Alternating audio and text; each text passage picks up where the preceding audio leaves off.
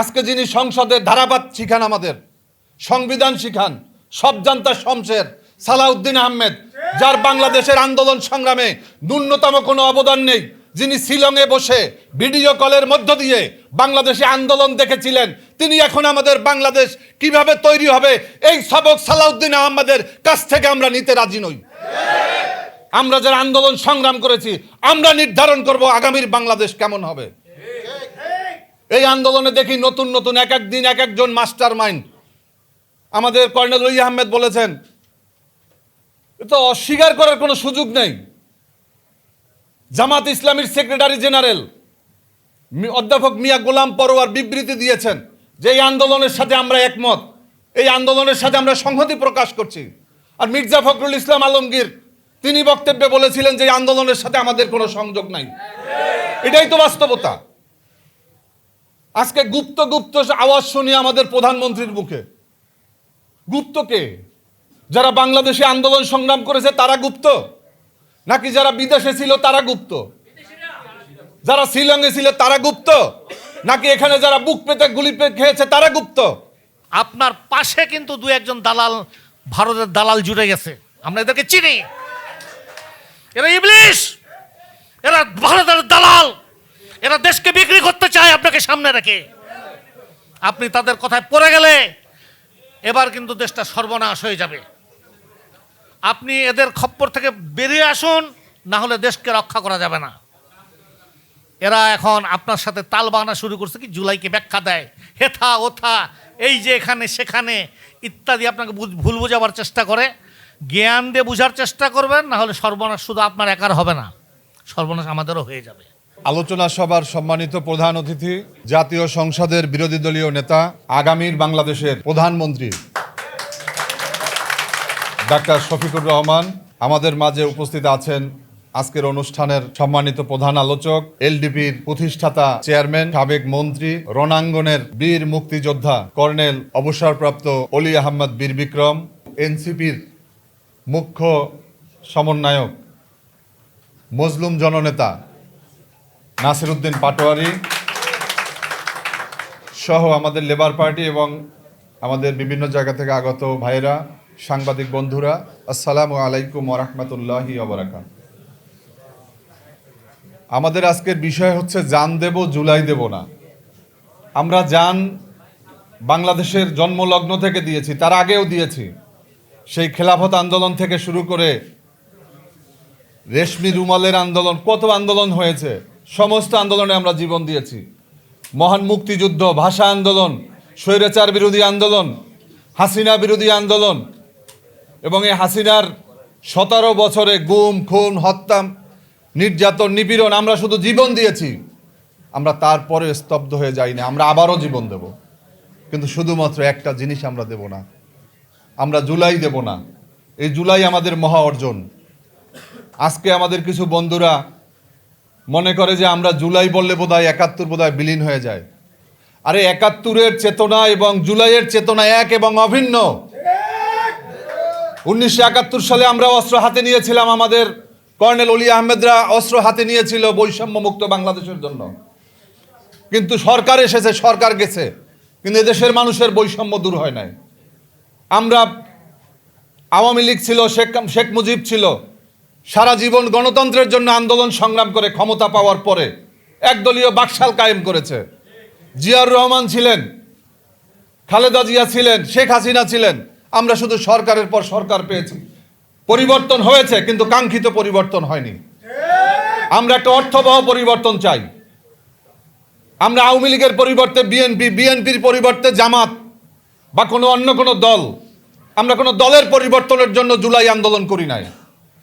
আমরা চেয়েছি আমাদের কাঠামোর পরিবর্তন। যেই কাঠামোর মধ্য দিয়ে হাসিনার মতো ফ্যাসিবাদ তৈরি হয়, সেই কাঠামোর পরিবর্তন করতে হবে। আমরা ঐক্যমত্য কমিশনে দীর্ঘ 9 মাস, আজকে যিনি সংসদের ধারাবাদ শিখান, আমাদের সংবিধান শিখান, সব জান্তা শমশের সালাউদ্দিন আহমেদ, যার বাংলাদেশের আন্দোলন সংগ্রামে ন্যূনতম কোনো অবদান নেই, যিনি শিলংয়ে বসে ভিডিও কলের মধ্য দিয়ে বাংলাদেশে আন্দোলন দেখেছিলেন, তিনি এখন আমাদের বাংলাদেশ কিভাবে তৈরি হবে এই সবক সালাউদ্দিন আহমেদের কাছ থেকে আমরা নিতে রাজি নই। আমরা যারা আন্দোলন সংগ্রাম করেছি আমরা নির্ধারণ করব আগামীর বাংলাদেশ কেমন হবে। এই আন্দোলনে দেখি নতুন নতুন এক এক দিন এক একজন মাস্টার মাইন্ড। আমাদের কর্নেল ওলি আহমেদ বলেছেন, তো অস্বীকার করার কোনো সুযোগ নেই। জামাত ইসলামীর সেক্রেটারি জেনারেল অধ্যাপক মিয়া গোলাম পরোয়ার বিবৃতি দিয়েছেন যে এই আন্দোলনের সাথে আমরা একমত, এই আন্দোলনের সাথে আমরা সংহতি প্রকাশ করছি। আর মির্জা ফখরুল ইসলাম আলমগীর তিনি বক্তব্যে বলেছিলেন যে এই আন্দোলনের সাথে আমাদের কোনো সংযোগ নাই। এটাই তো বাস্তবতা। আজকে গুপ্ত গুপ্ত আওয়াজ শুনি আমাদের প্রধানমন্ত্রীর মুখে। গুপ্ত কে? যারা বাংলাদেশে আন্দোলন সংগ্রাম করেছে তারা গুপ্ত, নাকি যারা বিদেশে ছিল তারা গুপ্ত? যারা শিলংয়ে ছিল তারা গুপ্ত, নাকি এখানে যারা বুক পেতে গুলি খেয়েছে তারা গুপ্ত? যারা নিজেরা অস্বীকার করছে যে আমাদের কোনো অবদান, আমাদের কোনো সমর্থন নাই এই জুলাই আন্দোলনে, তারা গুপ্ত? নাকি যারা বিবৃতি দিয়ে বক্তব্য দিয়ে নেতাকর্মীদেরকে রাজপথে গুলির মুখে ছেড়ে দিয়ে ভূমিকা রেখেছে তারা গুপ্ত? আপনারা নতুন নতুন বয়ান তৈরি করতেছেন মানুষের মধ্যে। আজকে যে আওয়ামী লীগ নতুন করে স্লোগান তুলছে যে হাসিনার তারেকের চেয়ে হাসিনা ভালো ছিল, আমরা এই বক্তব্য এখনো দিতে চাই না। আমাদের জোটের নেতা উপস্থিত আছেন, আমি মনে করি এখনো আমরা সরকার পতনের আন্দোলনের দিকে এখনো আমরা যাই নাই। আমাদের দাবিটা আপনারা পূরণ করেন। আমাদের দাবি হচ্ছে জুলাই সনদ বাস্তবায়ন করতে হবে, গণভোটের রায় বাস্তবায়ন করতে হবে। একটাই দাবি, আমাদের নতুন আপাতত কোনো দাবি নাই। গণভোটের রায় বাস্তবায়ন চাই, আমরা রাষ্ট্রের কাঠামোর মেরামত চাই। আমরা 31 দফা করেছিলাম, জামাত ইসলামী থেকে শুরু করে আমরা সবাই মিলে, এলডিপি ছিল, আমরা বিএনপির সাথে দীর্ঘ 20টা বছর আন্দোলন সংগ্রাম করেছি। সরকারের ভাগের সময় কিন্তু আমরা বিএনপির সাথে কখনো ছিলাম না। আমার নেতা মাওলানা মতিনকে মন্ত্রী করার কথা ছিল, তাকে ফোন করা হয়েছিল, তিনি প্রস্তুত হয়েছিলেন, কিন্তু শপথ পর্যন্ত যেতে পারেন নাই। আমরা কখনো কোনো ক্ষমতার ভাগ পাইনি। বিএনপি থেকে বলেন আমরা 11 দলীয় জোটে এসেও আমরা কোনো মূল্যায়নের জন্য আমরা 11 দলীয় জোটে আসি নাই। কই, আমাদের কেউ তো জোট থেকে নির্বাচনও করে নাই। আমরা আন্দোলন সংগ্রামে আমাদের সব সময় ভূমিকা ছিল। আমার জামাটা খুললে আপনাদের অনেকেই অবাক হওয়ার মতো অবস্থা হবে, আমার পুরো পিঠ সাদা। অনেকে হয়তো মরে গিয়ে তারা বেঁচে গিয়েছে, কিন্তু আমি তো এখনো জীবন্ত শহীদের মতো আমার পুরো পিঠ যুবলীগের নৃশংস বর্বরোচিত হামলার শিকার হয়েছি। দীর্ঘ 5 বার গ্রেপ্তার হয়েছি, 1 ডজনের মতো মামলা নিয়ে তারপরে ঘুরছি। এখনো আমার মামলার তারিখে হাজিরা দিতে হয়। এই নতুন বাংলাদেশে, কিসের নতুন বাংলাদেশ করেছেন আপনারা? এই বাংলাদেশের জন্য তো আমরা জুলাই আন্দোলনে আমাদের আবু সাইদ, মুগ্ধ, ওয়াসিম তারা জীবন দেয় নাই, আউয়াল মিয়া, নাইমরা জীবন দেয় নাই। আমরা একটা নতুন বাংলাদেশ চাই, আমাদের আবেদন এতটুকু। আজকে আমাদেরকে আপনারা নতুন নতুন কথা বলবেন। আজকে প্রধানমন্ত্রী বলেছেন যারা ওয়াদা দিয়ে ওয়াদা রাখেন না তাদের কোনো ধর্ম নেই। এখন জনগণ যদি কাউকে প্রশ্ন করে যে আমাদের প্রধানমন্ত্রীর ধর্মের নাম কি, আপনি কি উত্তর দিবেন মাননীয় প্রধানমন্ত্রী? আপনার কথাই তো আপনি ধরা খেয়েছেন। আমরা তো কোনোদিন কল্পনা করি নাই যে বিএনপি আজকে এরকম আমাদের সাথে গাদ্দারি করবে, বেইমানি করবে, জাতির সাথে প্রতারণা করবে। কারণ আমরা সিগনেচার করেছিলাম একত্রে ডক্টর ইউনূসকে সামনে রেখে সংসদ ভবনে। সেখানে উল্লেখ ছিল যে আমরা কোনো প্রশ্ন তুলব না, আমরা আদালতে যাব না এই জুলাই সনদ নিয়ে। আজকে আমাদেরকে কথা বলতে হচ্ছে, আন্দোলন করা লাগতেছে। আমাদের এই নতুন বাংলাদেশে জুলাই শহীদদের বিচারের জন্য আমাদের আন্দোলন সংগ্রাম করা লাগতেছে। লজ্জা লাগে। তারপরও বিএনপি ক্ষমতায়, আপনারা যেভাবেই হোক ক্ষমতায় আসছেন, ক্ষমতায় আছেন, আপনারা ক্ষমতায় থাকেন, কিন্তু আমাদের অঙ্গীকার, আমাদের আকাঙ্ক্ষাকে কোনোভাবে গলা টিপে হত্যা করার চেষ্টা করবেন না, তাহলে ক্ষমতায় থাকতে পারবেন না। কারণ আমরা যদি বলি যে হাসিনা মতো আপনাদেরকে যেতে হবে, অনেকের কষ্ট হয়। আমরা দেখলাম যে গত কালকে না পরশু দিনে একজন প্রতিমন্ত্রী তিনি যেভাবে বগল দাবিয়ে যেভাবে উস্কানিমূলক বক্তব্য দিয়েছেন রাজপথে নেমে, আমরাও যদি রাজপথে নামি কি হবে? কি হবে? আমরা এই আজকে 2 তারিখ, এই 2 তারিখ ছিল অবস্থান কর্মসূচি। পুলিশের বাধা, আওয়ামী লীগ, যুবলীগ, ছাত্রলীগের বাধা উপেক্ষা করে এখানে আওয়ামী লীগের অফিসের সামনে তাদের নেতারা যেভাবে মরে মরে বসেছিলেন, সমস্ত রক্তচক্ষুকে উপেক্ষা করে তারপরে কিন্তু আমরা শহীদ মিনারে গিয়েছি। আমরা কোনো কিছু পরোয়া করি নাই। নতুন বাংলাদেশের জন্য আমি খুলনাতে বলেছিলাম আমাদের প্রধান অতিথিকে, মাননীয় প্রধান অতিথি 1 মাস বিএনপি বুঝেছে 1 মাসের ভিতরে বোধহয় পতন ঘটানো। আমরা বলেছিলাম যে জুলাই সনদ বাস্তবায়ন, গণভোটের রায় বাস্তবায়ন। আপনি বলেন আজকে তারিখ থেকে 1 মাসের মধ্যে এই বিএনপি হয় গণভোটের রায় বাস্তবায়ন করবে, না হলে বিএনপির ঠিকানা বিএনপি তৈরি করবে। আমরা বেগম খালেদা জিয়ার সাথে দীর্ঘ 16টি বছর আন্দোলন সংগ্রাম করেছি, সন্তানের মতো জানতো এবং আমরাও তাকে মায়ের মতো জানতাম। কিন্তু বেগম খালেদা জিয়ার বিএনপি আজকে সেই বিএনপি নাই।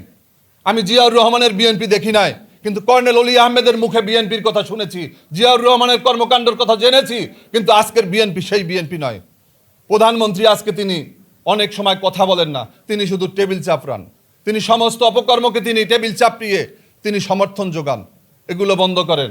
হয় সালাউদ্দিনকে প্রধানমন্ত্রী করেন, আপনি বিএনপির চেয়ারম্যান হন, জুলাই সনদ গণভোটের রায় বাস্তবায়ন করেন। আমরা যেই সিদ্ধান্ত নিয়েছি সেই সিদ্ধান্ত আপনাকে মেনে নিতে হবে। তা না হলে 1995 সালের সেই তত্ত্বাবধায়ক সরকারের কথা মনে করতে হবে।